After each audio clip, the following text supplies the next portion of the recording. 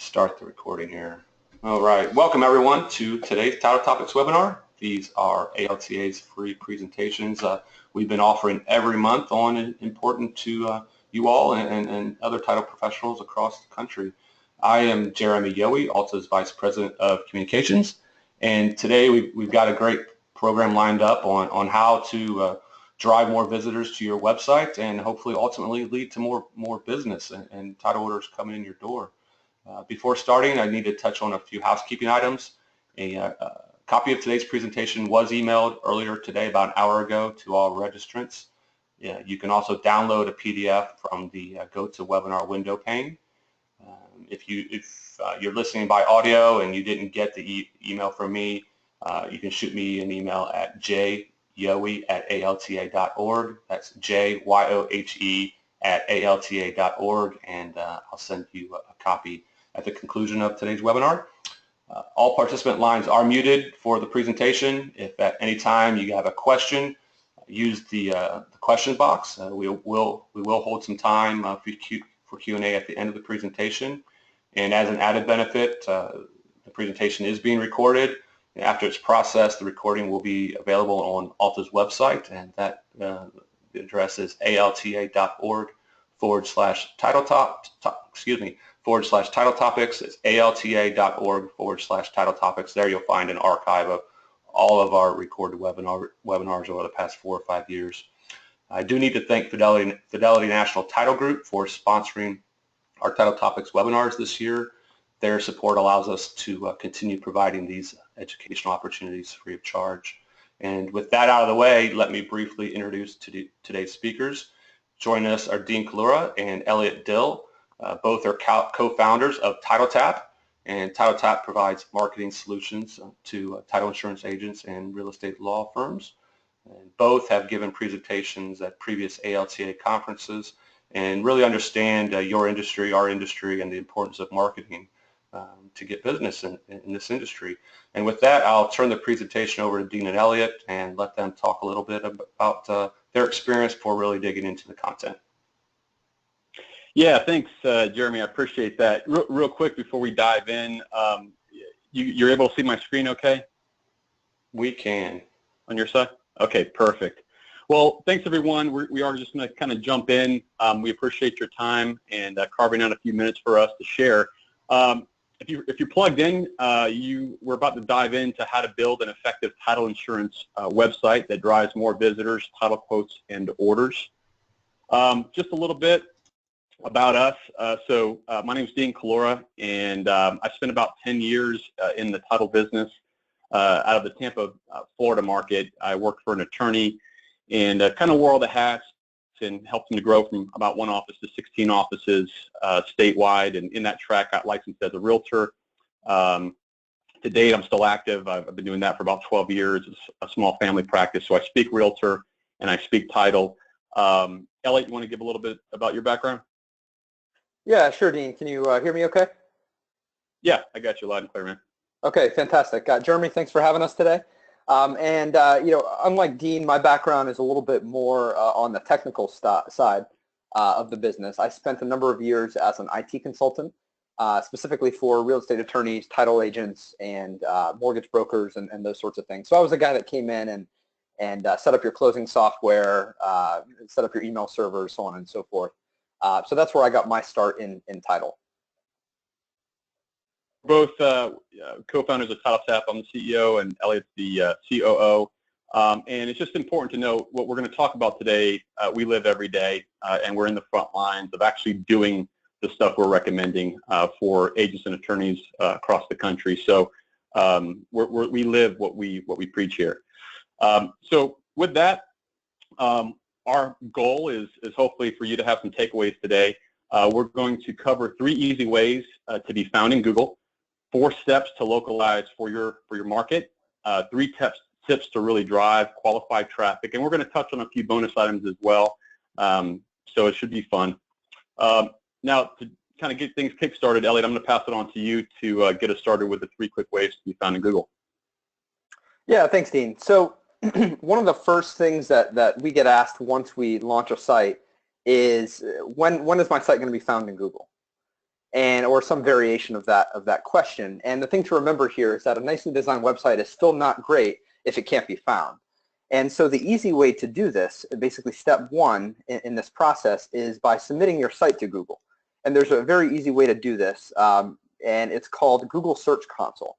So if you write that down, Google Search Console, and you just search for it real quick, I think it's google.com/webmasters. You just sign in with your Google account, and you click on that red button right there that says Add Property. And what this allows you to do is submit your site to Google. They'll verify that it is in fact you, and then they'll put you right into the indexing process and get it found a lot quicker. The alternative to this is that you just wait, and eventually Google will find your site. But there is an added benefit to actually submitting your site to Google. If you go to the next slide here, Dean. This happened recently with a very well-known agent that was, I'm still seeing the last slide there, Dean. There we go. A very well-known agent that was not getting a lot of search traffic. They asked us, hey, I'm getting a ton of traffic from just direct, people just visiting me directly, but I'm not getting anything from search for some reason. I'm not getting any referrals. What's going on? So in looking into this, it appears that they had what's called a little problem with a robots.txt file. It's just a little text file that basically tells search engines to ignore the website, not to index it. And it was just an oversight from whoever did their site, whoever built their site, and it happened to leave it that way. They had it that way during the design process, but they didn't actually turn that off. And so luckily it was a very simple fix, but they had been going quite some time without any search traffic as a result. So by submitting your site to Google using the Search Console, like I just mentioned, it'll actually tell you if you have those sorts of problems. It'll tell you right away, hey, the robots file is wrong. If you remove it if you'd like, if you'd like the site to be indexed, or hey, we can't see your site for whatever reason. So that's another added benefit of just submitting your site to Google. So I'll let Dean talk to you a little bit about security. Yeah, and I'll apologize ahead of time. There might be a little delay with the slides, just with the connectivity here. So we'll manage the best we can. So yeah, thanks, Elliot. So the next step to really boost is kind of a 2-in-1, and we touch on this quite a bit. Security a lot of times just gets, I think, looked at in one angle, and it actually has some indirect benefits as well. So if you're familiar with any bank sites, I mean, Bank of America, Wells Fargo, you're probably accustomed to seeing that little green lock and the HTTPS, and that S really stands for secure. If you see a site that does not have that S, it's typically not secure, and thus it's going to be prone to a little bit more vulnerability to cyber fraud and cyber attacks. So you can accomplish this by what's called an SSL certificate, and we'll touch on that in a little bit here, but it's got some tremendous benefits also for not only securing your site and protecting you against cyber fraud, but also boosting your rankings a bit. And this is a quick little infographic by a company called Ahrefs. There's a little source there at the bottom. And what this simply shows is that the majority of the top 3 search results of sites were using HTTPS, not HTTP. Google has recognized that, again, cyber fraud's not going away, so it's incumbent for businesses to really invest in securing their sites. And so this is something you can add to your site, and by doing so, not only do you get the security, but you get the added benefit of having that search rankings boost. The reality is, a lot of times, again, just the same kind of imagery with the lock and security that you see there when you go to a bank site or a financial company site, it invokes trust. When we talk about compliance, a lot of times that gets so convoluted into what that actually means. So instead of just telling customers about the fact that you're compliant, this is actually an example of how you can actually illustrate that you are compliant through your security measures that you take on your site. And it's something recognizable that people are used to seeing, like again, on financial sites, so you get that benefit. This is a recent issue out of the New York State Department of Financial Services, back in January of this year, just recognizing again that cyber fraud is not going away. They've actually proposed a first, in the nation cybersecurity regulation to help prevent that attack of cyber fraud. So it's something that, again, I think we're not going to see it go away. And this is, although it's not a silver bullet to knock it completely out, it's a small step you can do that could make a potentially big difference for yourself. Now, what we wanted to do is provide a little bit of a takeaway tip here. So if you take a moment to write this down, that little link there at the top, the bit.ly/TT hashtag or hash hackers, we put together a review so that you can kind of go over this guide, take away any tips that you can to help start building a case for your compliance measures. And it's easily digestible, something that you can circulate to your office staff, and everyone can do their part in protecting any cybersecurity measures that you have there. So the next step we're going to talk about, Elliot, I'll hand the mic back to you again, which is looking for information, the way the consumer does that in terms of their purchase habits. Yeah, thanks, Dean. So just to kind of add to what you were saying about cybersecurity, an SSL certificate costs anywhere from $100 a year to maybe a few $100, just depending on where you get it from. So it's pretty cost effective, as well if you're interested in doing that. But to move on to step 3 here, people look for information, not to buy anything. Okay. Keep in mind with this next section that selling something is simply the byproduct of finding the information that you are looking for, and I'm going to sort of prove that to you here. So we think of Amazon as a destination site for shopping, but the reality is it's actually filled with tons of information. And just a couple of examples of that, the high resolution images that it provides, the detailed description, and then also the detailed title even that kind of tells you what a product is and what it's used for and those sorts of things. The more of that information that you have, the more likely somebody is to purchase if it meets their needs, right? But you have to make sure that it in fact meets your needs. If you're missing any one of these components, chances are you're going to sell a lot less units because people don't necessarily know. Maybe they see the picture, but there's no description. Services are no different, okay, than something like this with Amazon. And to kind of circle back to title insurance, the kind of the de facto standard, what is really common on a lot of sites is what is title insurance, right? That's a pretty common one that we see on a pretty regular basis. But what about some of the other information that you can provide? What information do people look for while they're in the closing process or before they close? It might be school district information, right? That's a pretty common one for people to look for. They want to know, where are my kids zoned? Even utilities information. Maybe you have a list of all the different utility companies in your 3-county region that you have links to all those things. That's a very resourceful page. Another thing to think about is frequently asked questions, right? What are the 10 most common questions that you get asked as a title agent, either by, maybe there's different categories. Maybe FISBOs ask you certain information. Maybe buyers ask you certain information. Maybe realtors ask you, these 5 things. You could put that information up on your website, put each thing into a different page where you're answering the question. And we'll get into the titles and things like that here in a minute. Again, about the closing process, you could answer those frequently asked questions with a video. Maybe maybe you're not into writing. You could take a quick little video with your iPhone and you just, in real language, answer the question that you commonly get. Hey everyone, I'm so-and-so title agent, and I get asked all the time, about topic X, right? Here's the answer to that if you're in this area. All that stuff is very useful. Again, closing cost calculators and things like that can help. And then Alta also has the HOT program, which is it's called the Home Buyer Outreach Program, if you haven't heard of it. And it's filled with all sorts of blog posts and graphics and things like that you can use to educate not only the consumer, but also resources for the lenders or the realtors to hand to the consumers. So there's flyers on there and different things like that. So all that information is really useful. And kind of the rule of thumb that you want to keep in mind here is that other than your about page, focus on what's in it for your consumer or for what's in it for your customer instead of focusing on yourself, right? So many times I see that the title agent's been in business for 30 years and there's all these great accolades and things like that. But what the consumer really wants to know, they want to have their questions to their answers, answers to their questions. That's what they're after. Yeah, and one thing I'll add here too, Elliot, is I know for many of you in the audience, you may have a specific specialty. Maybe you're really good with first-time home buyers or first-time sellers. Maybe you're really good with short sales or working with new construction and developers.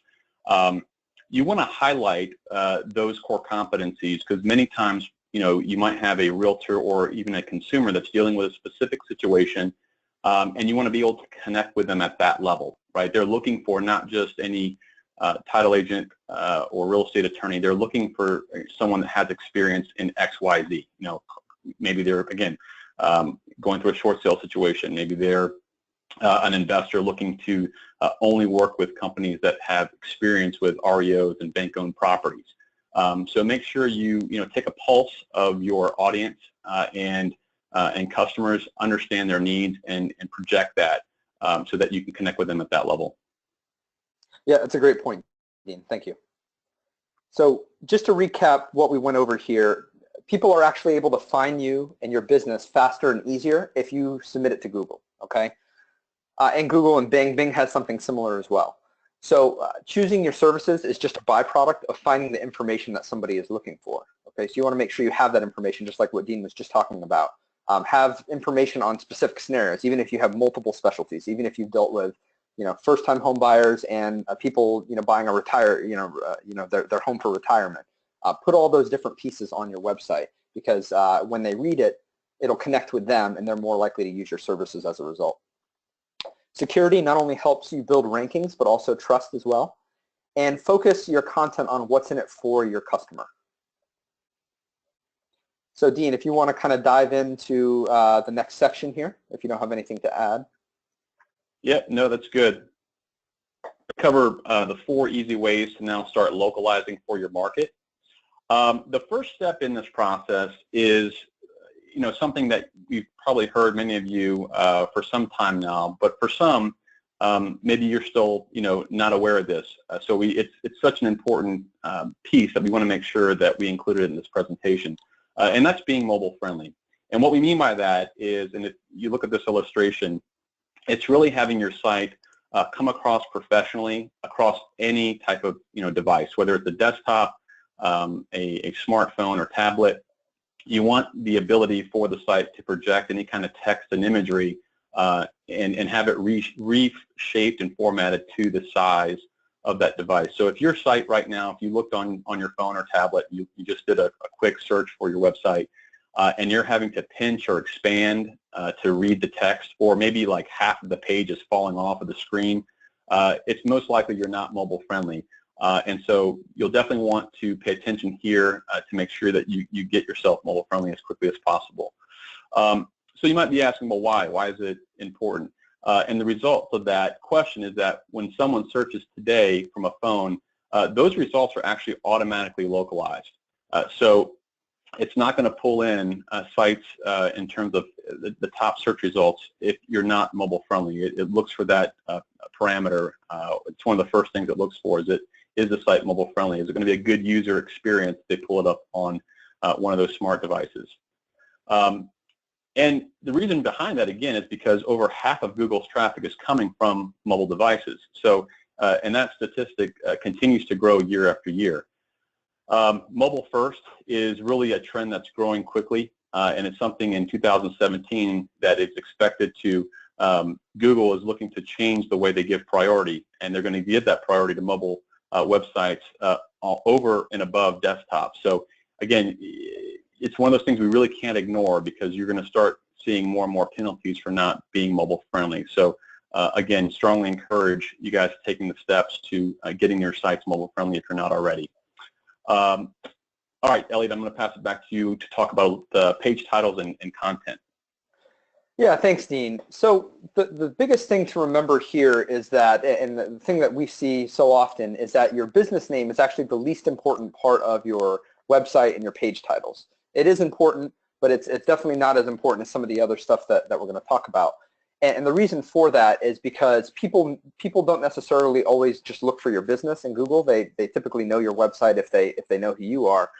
But what they do look for is maybe a local title company, or they look for, again, specific answers to their questions. right? So that's what you want to really focus on when it comes to content and when it comes to the page title. And here's an example of something that we commonly see is that, just with a page structure, your page titles actually show up as the link in Google search results and in Bing search results and any other search results.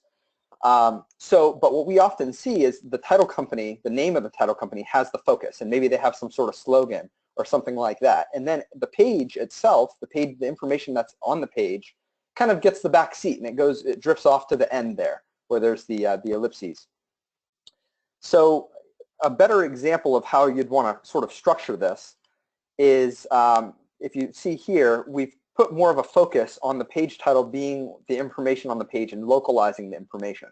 So when somebody's searching South Bend Title Company, it actually shows there in the search results, and not only should it rank higher, but it's also a lot more likely that the consumer is going to, I use that loosely, could be a realtor, could be a lender, it's going to be a lot more likely that they click the link because that appears like it answers my question. It finds what I'm looking for. South Bend Title Company. I see South Bend, I see Title Company.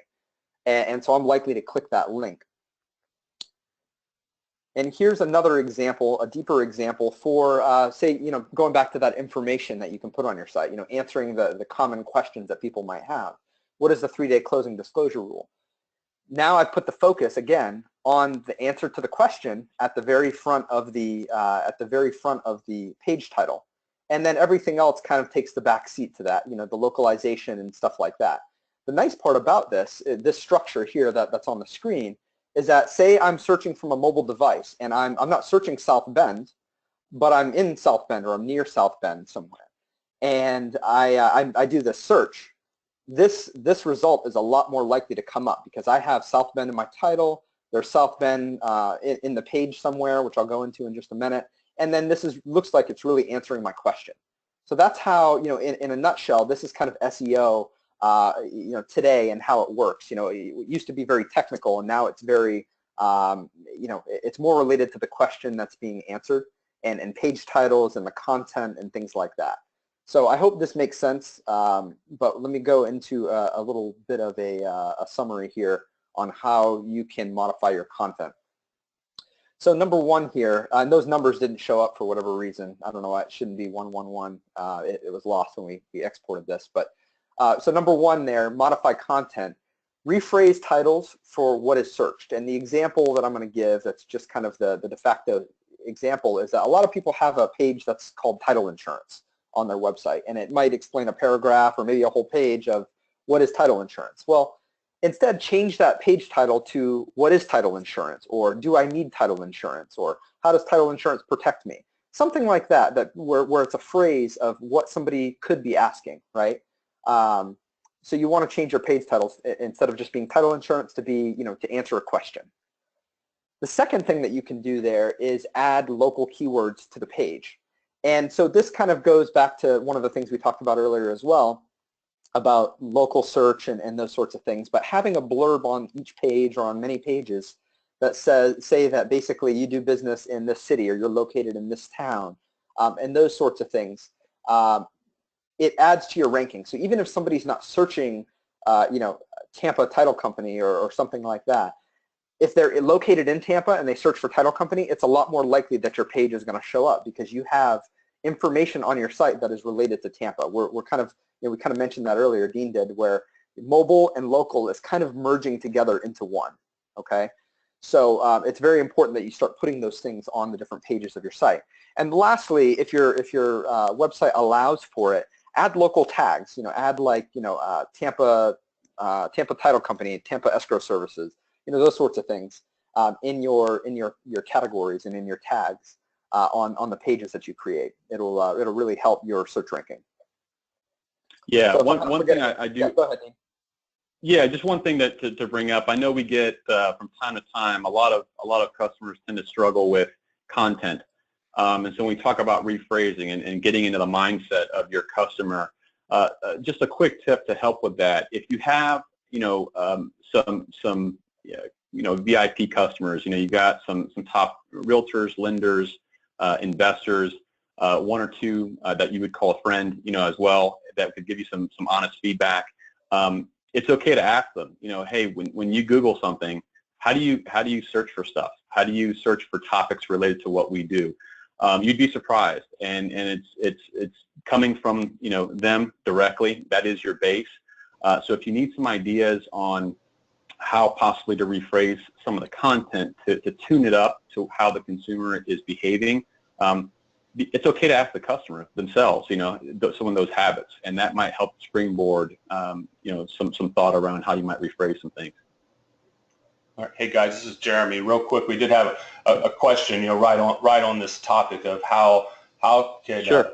how can they improve their Google search and SEO specifically above the competition? And it sounds like specifically is be web friendly, modify your content, and by localizing it. So when those specific searches for Tampa Bay title company, and if you have that on your page, your home page, you're more likely to be at the top of the list.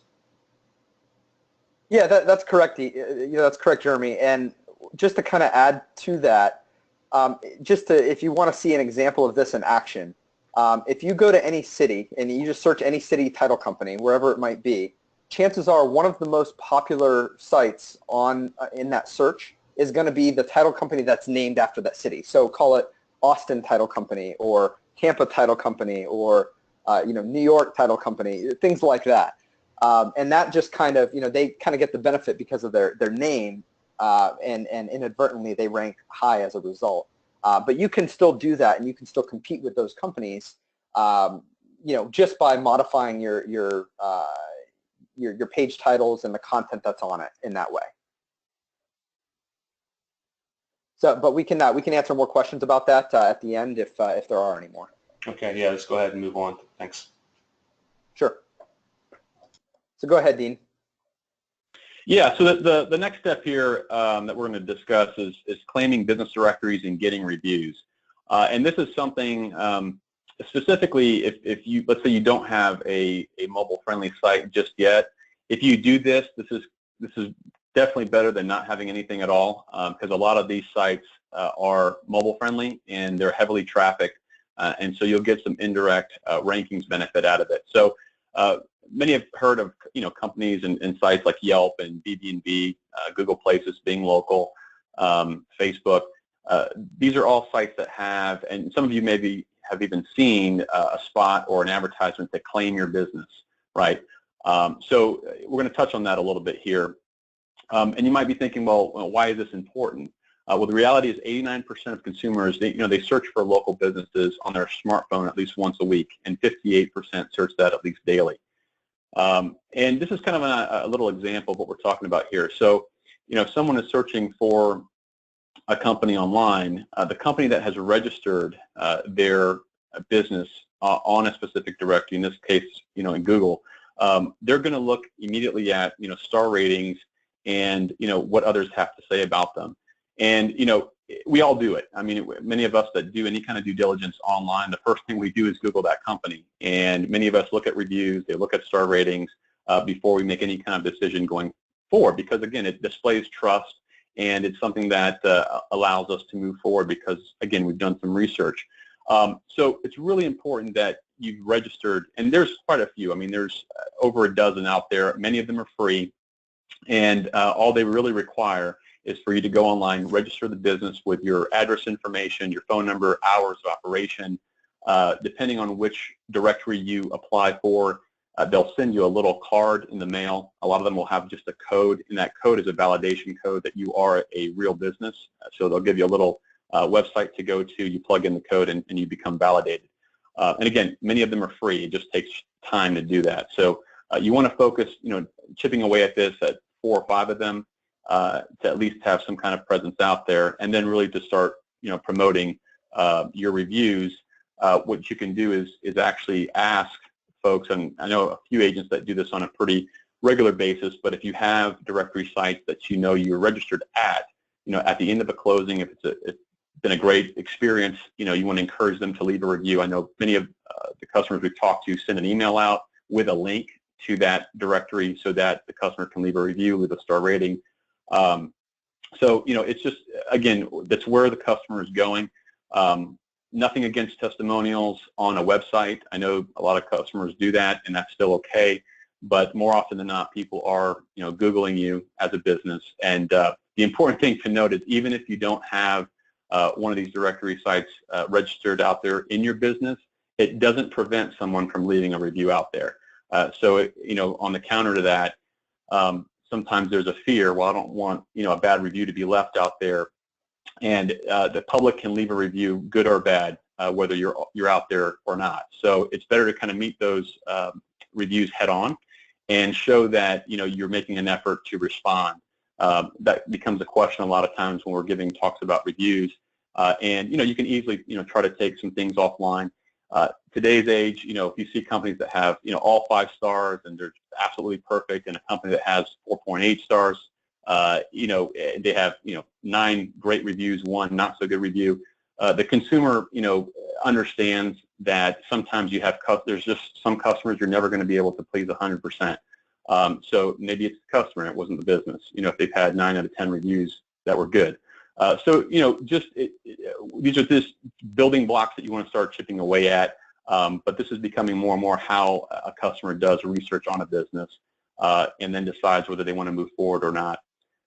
So the last step we're going to talk about is, yeah, go ahead, Ellie. Yeah, I was going to add to that, Dean. That does also Sure. help your search ranking as well, because these directory sites often appear higher than your website does when somebody's doing a local search. So that kind of circles back to the last question as well for SEO. I would highly recommend these, and then getting in front of the reviews, as Dean mentioned, because there's always going to be somebody that comes and gives you a bad review at some point down the line.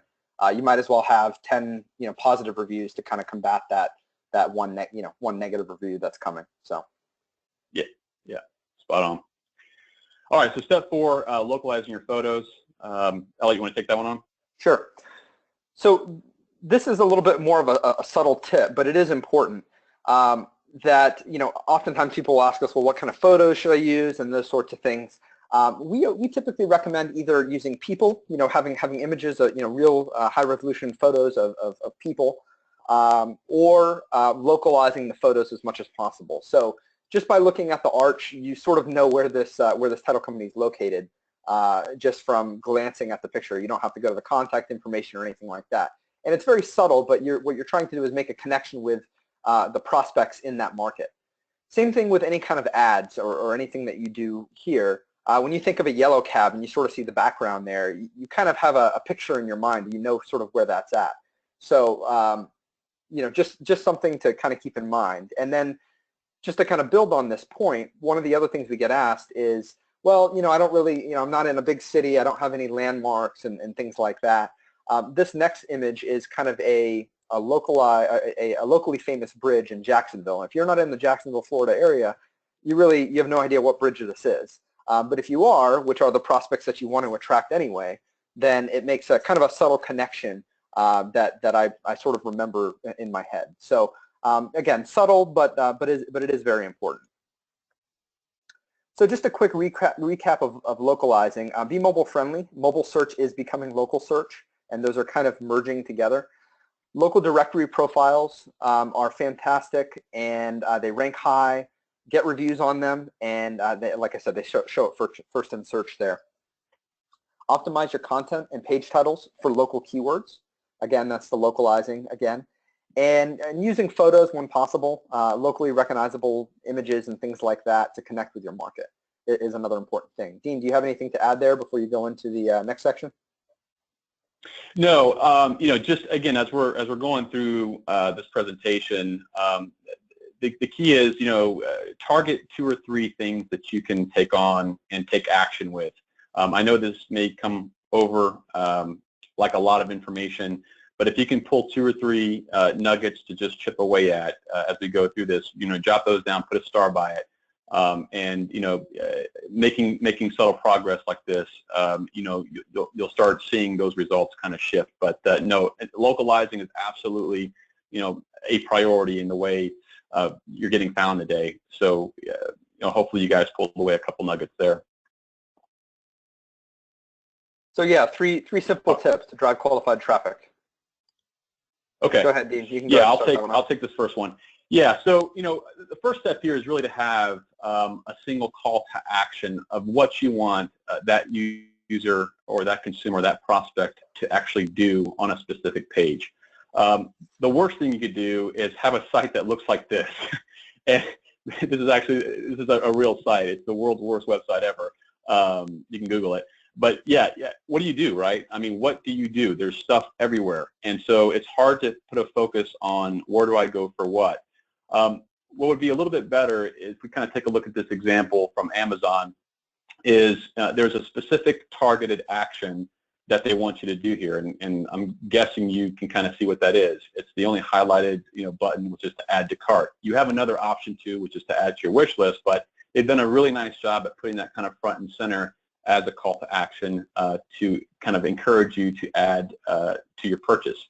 So ways that really can translate into the industry here is having a clear focus on certain areas in your website. So a one button click to a specific point of reference, whether it be a rate calculator or a place for them to contact you, would be something that we would encourage. If you're doing ads, again, you want a single call to action on your ad. In this case, this was a campaign that we were running to boost page likes for customers, so to expand their network. So things like this where you have a specific targeted call to action, it's easy for me to identify what you want me to do. So single out what it is, the purpose of whatever it is you're running, whether it's a home page, a specific ad, some kind of a campaign. What is the output you're looking for? What do you want that user to do? And make sure that's clear. This is another example of a good call to action. There's the order title button just underneath their call us information. So it's easy for me to identify if I'm ready to order a title for a specific transaction. It's easy for me to find where I go to do that. So not to belabor it, but you want to dilute as much distraction as possible to really boost what's next as a consumer in terms of that action item. All right, using Facebook to attract customers. Elliot. Sure. Yeah, the call to action is subtle, but it is very important. The metrics don't lie. So, going back to our very first point of a website is only good as its traffic.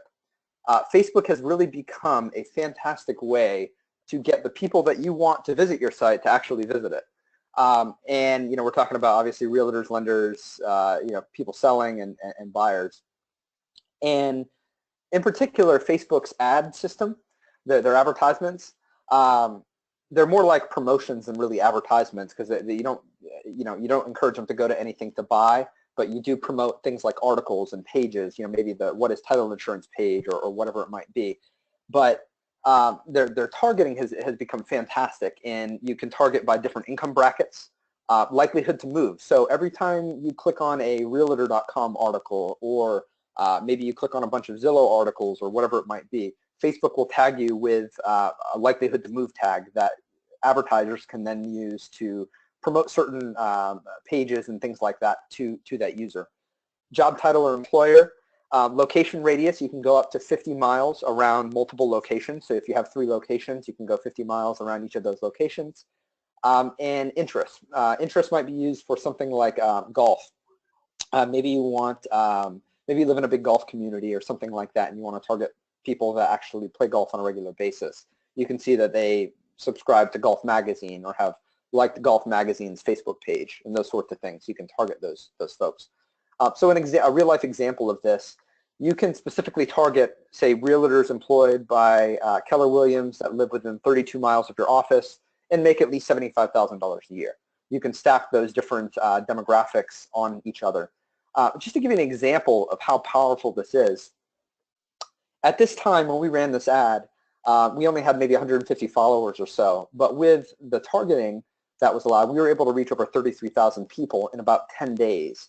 And I think at the time this costed maybe a little over $100. So it was pretty. Yeah, it was insane. Yeah, it was insane what we did with this. yeah. So it's it's the ad prices have changed a little bit, but you can still get a pretty good bang for your buck if you're trying to get a message out there. If you're promoting a golf tournament or whatever it might be that you're doing. And again, if done correctly, this is sort of what it looks like. This is a real metric. This company started with 0 page likes, and now it's over. This was April, but now it's over well over 500 page likes just by using the ad platform. And it's pretty, like I said, pretty cost effective. I don't know exactly how much they're using, but it's pretty cost effective. So just to give you some real life metrics as to what we see on average, we've done this quite a bit for title agents. The average title agent's website gets between 100 and 200 visits a month, okay? So, and again, that could change if you're in a heavily populated area versus a rural area, but that's a pretty good average. But with social boosting and by using this method, we're actually able to increase that to 4 to 6 times. And again, not all traffic is created equal. This is specifically for, this is traffic from realtors, it's traffic from lenders, it's traffic from people that are in the market. So it's pretty powerful stuff. If you can get more people, you get more at-bats, really, is what you're doing here. So yeah, anything to add there, Dean?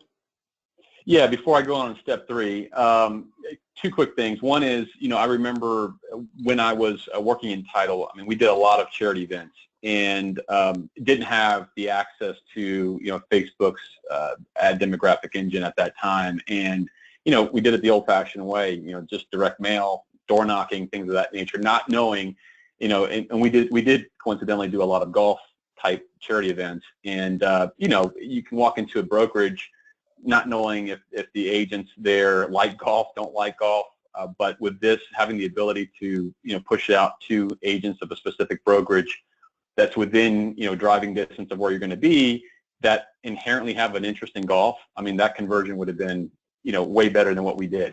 So, I mean, it's really, really powerful stuff in that. So, and then, I can't harp enough on the targeting. So you want to invest, if you're going to invest in ads, you're going to invest in getting in front of folks, you want that money to go into, a consumer marketplace that's most likely to do business with you. Your friend, if you live in Florida and that friend lives in New York and they're just kind of seeing what you're up to, they're not, they're not as likely to do business with you as that realtor doing 7 deals a month within 10 to 15 miles of your office. You want to get the eyeballs that are there and inherently going to do business with you based because not only they're geographically located near you, but they're motivated because it's their profession or they're looking to make a move sometime soon. That was all I wanted to add on that point. So yeah, I'll dive into step 3. This is kind of cool stuff. So we're going to dip into kind of the current way to stay top of mind, and it's this concept called remarketing. And it's really, defined as really only advertising to those likely going to use your services because they've already found you in some format. And this is a little bit of an infographic. And to kind of illustrate this by example, if you, shop for any kind of product or service out there online, and you've drifted off, let's say, to go check your email, and the next thing you know, you see internet ads sort of, everywhere about that product or service. And I see probably many of you kind of shaking your head like that's happened to me before. It's pretty common now, but that's the concept we're talking about in remarketing, and this is just sort of a little infographic to explain that, where someone has found you, again, either through an ad or they've Google searched you, they've gotten onto your site, they've drifted off, and now there's this remarketing campaign that they start seeing your ads everywhere. This is a real live example of what we're talking about, where there was this realtor reading on Yahoo Finance about millennials skipping starter homes. They were just on Orlando Title Services website a few days ago, and then boom, they see this ad pop up to get quick monthly tips to sell more real estate, and then that would drive that prospect back to Orlando Title Services website at that point. And this is kind of an important concept to note in that that realtor may or may not have a deal ready the day they find you. It might be a week from now or 2 weeks from now. The importance is to be present when they're ready. And so this is what remarketing really helps you to do. And the reality is, again, we all get interrupted. There's tons of distractions throughout the day. So staying in front of folks is paramount in helping them to convert to some kind of an action. And when you're using retargeting, also is used in place of remarketing, same kind of terminology. But users that are retargeted to are 70% more likely to convert. So that's a huge statistic. And so again, it's that constant top of mind type of marketing we're talking about. And there's a couple ways to do this. There's a lot of different companies that offer this kind of a service, which we've kind of displayed a handful here. We tend to recommend AdRoll a lot, just because if you get registered with AdRoll, it'll funnel out to all the other mediums, including Google and Facebook, so you get the benefit of multi-platforms in one platform. And you can go to AdRoll, check them out, and kind of follow the prompts to get started. Statistically speaking, it's pretty dramatic in terms of the effects. To echo Elliot's point, we do this every day for agents, and typically see those that have not had remarketing instituted in their strategy, only seeing about 5 to 7% return visitors, where when they've applied retargeting, they're seeing that jump 3 to 6 times, so 20 to 30% in return visitors, which is huge. I mean, and again, that's all localized. That's the local realtor, the local lender, that consumer, thinking about refinancing their home, that just wasn't ready when they found you, but again, a couple weeks later, after they talk to a spouse or whatever, they're ready to move forward. You want to be in front of them when they're ready. So huge impact on aiding conversion. So to kind of recap, driving traffic, we talked about having a single call to action on your website and your marketing.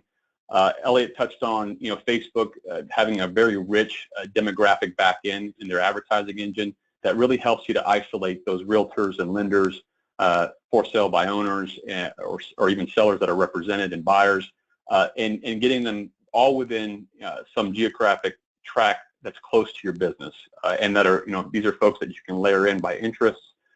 So there's just a ton. The easiest way to kind of get started with that process is really defining your target market, and then cross-matching that with what Facebook ads engine has in terms of different filters. So first step, just identify who your market is, and then you can kind of cross-reference that with what they offer in terms of filters. And then we talked about remarketing sort of being the more current way to stay top of mind with prospects, and it's a fantastic way to drive returning traffic. So at this time, Jeremy, we can start kind of taking in some questions. I'm going to go over a final recap while folks kind of dial in. Is that okay?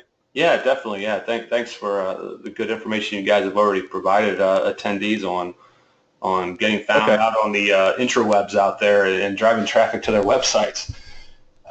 Yeah. Do you want me to go over the recap now or after the questions? I tell you what, you can go over the recap, and I'll just encourage anyone to submit the questions through the questions box, and I'll be watching them come in as you're kind of wrapping up.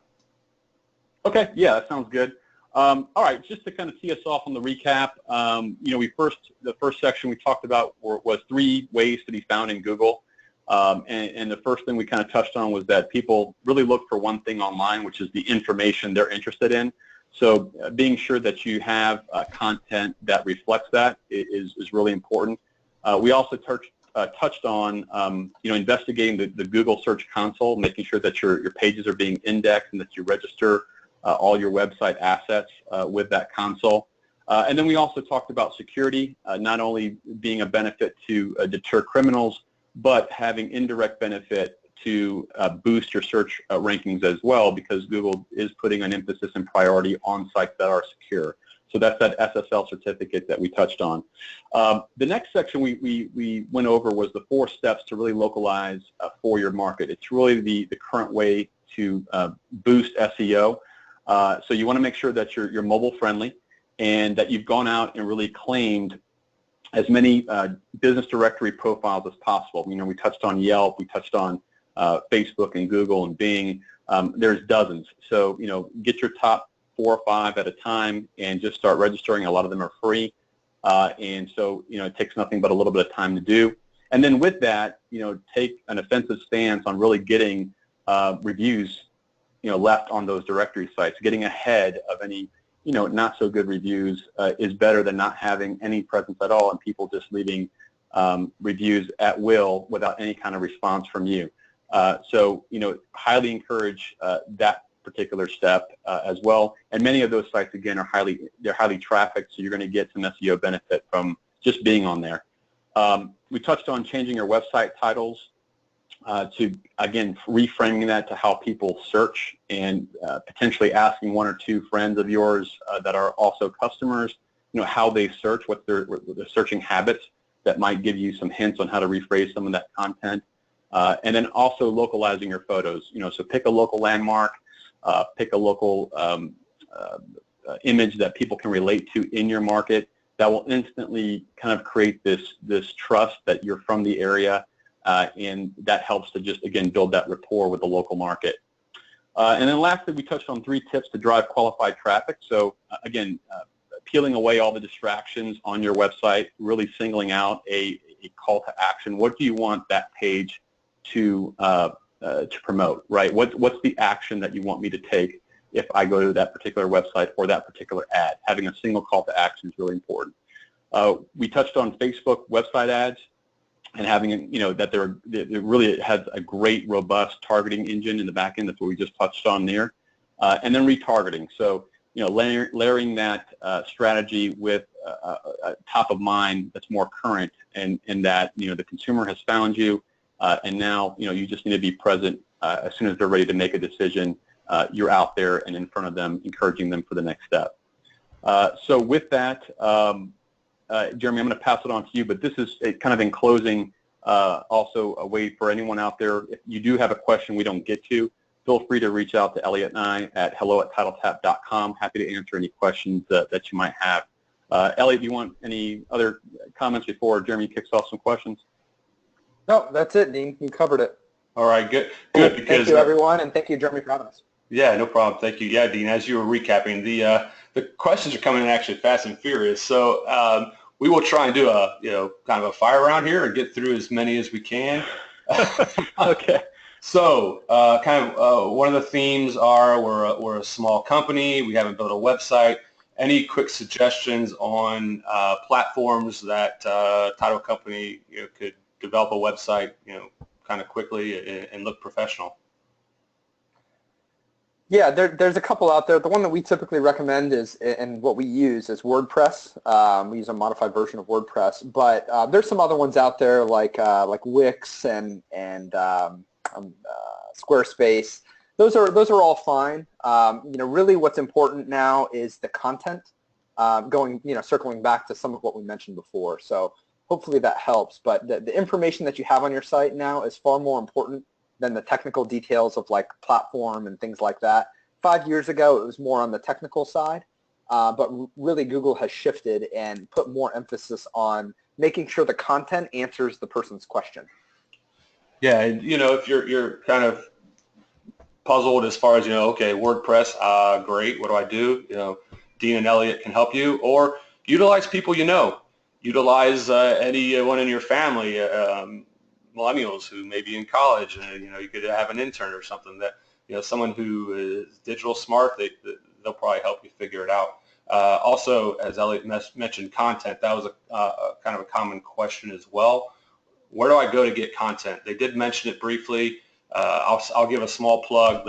Dean and Elliot can add on, but the Alta's home buyer outreach program, alta.org/homebuyer. There is a wealth of material there that you can incorporate. Alta members can incorporate into their websites, can use as promotional pieces on social media to then direct people back to your websites. It can be used through the lenders or the realtors to provide information to the consumer, or you can, if you want to just start reaching directly to the consumer, there's that material there as well. As a precursor to HOP a few years ago, Alta did some consumer research. We held some consumer focus groups in 5 cities across the country, and we learned that consumers they want and they need information about the title insurance industry and the services everyone on the call provides. Just this year alone, we've had over 70,000 new visitors to our consumer education website, homeclosing101.com, and trying to pull it up real quick. Awesome. Yeah, the top 5, and this you guys might be able to glean a little information from this about what people are looking for. So here's the top 5 pages on the site. The closing process, closing costs explained. That's number 1. Number 2, find a company to help you. So people are looking for you guys. Number 3 was the page about the closing disclosure. Number 4 was about the closing process itself, what to expect. And number 5, protect your property rights. It's a page about information on why they should get an owner's policy. So Good stuff there. Someone else asked about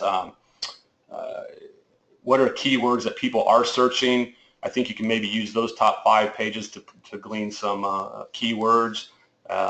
Elliot and Dean also mentioned talk to your customers, find out what they search for on the website. Anything else you guys to add on that one? Yeah. I was just going to piggyback on that, Jeremy. That's really a great kind of close to home way to start. Is ask your realtors what are the top questions their customers ask them.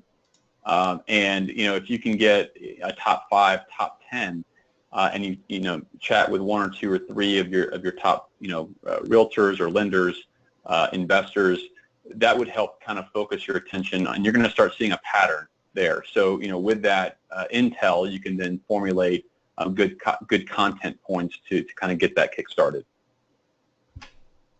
Okay. All right. Let me get back to the questions here. As I was talking, I wasn't able to monitor as quickly, very effectively.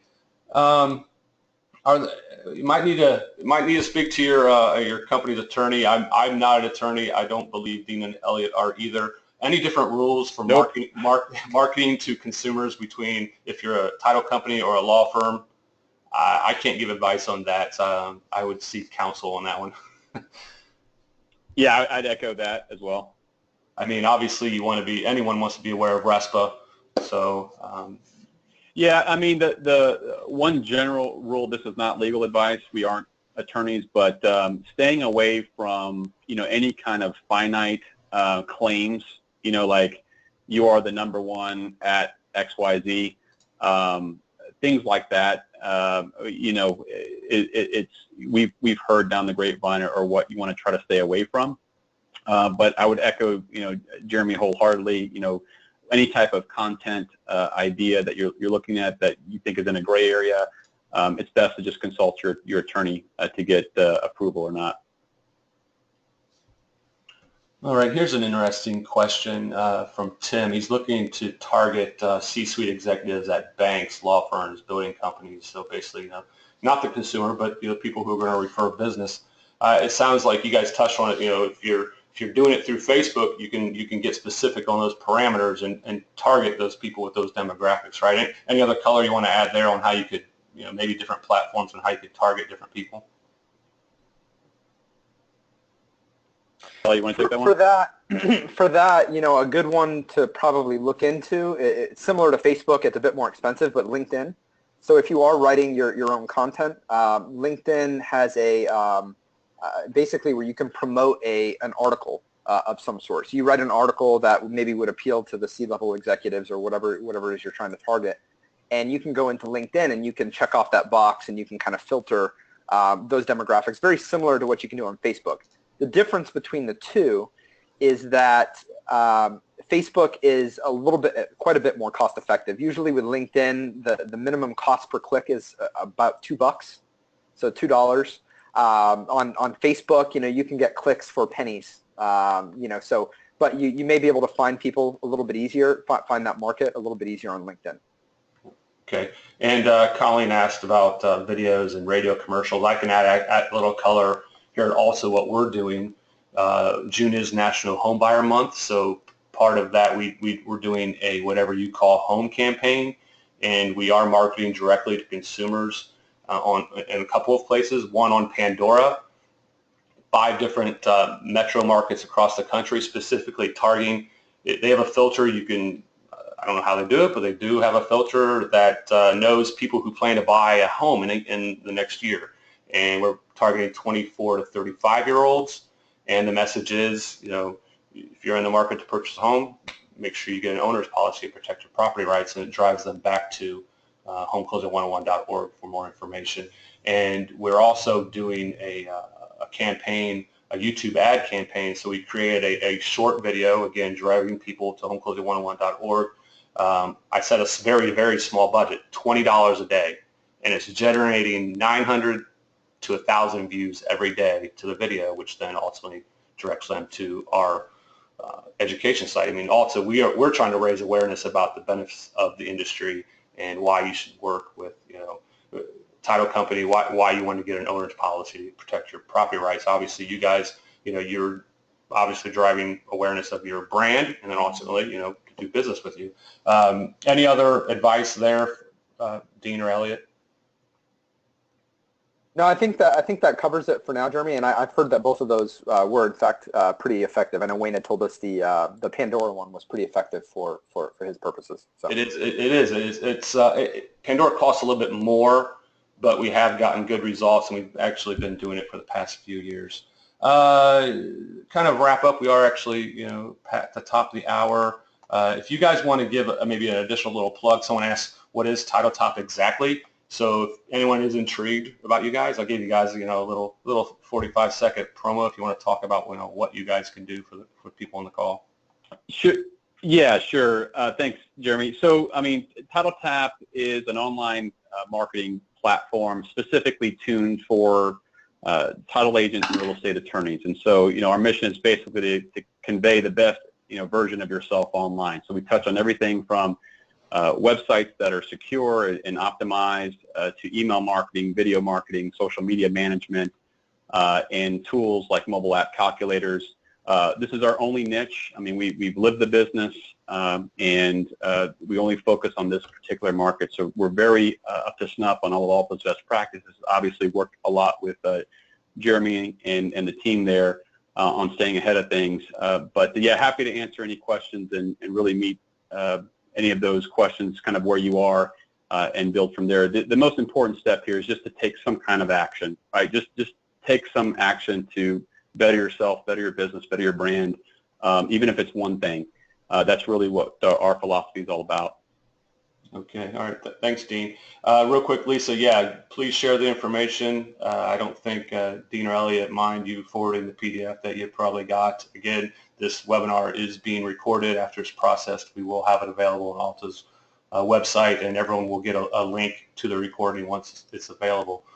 And I think with that, we'll go ahead and call it a day. Again, as I just said, if you did miss any parts of today's webinar, if you think anyone in your office would benefit, others you work with, the replay will be available on alta.org/title topics.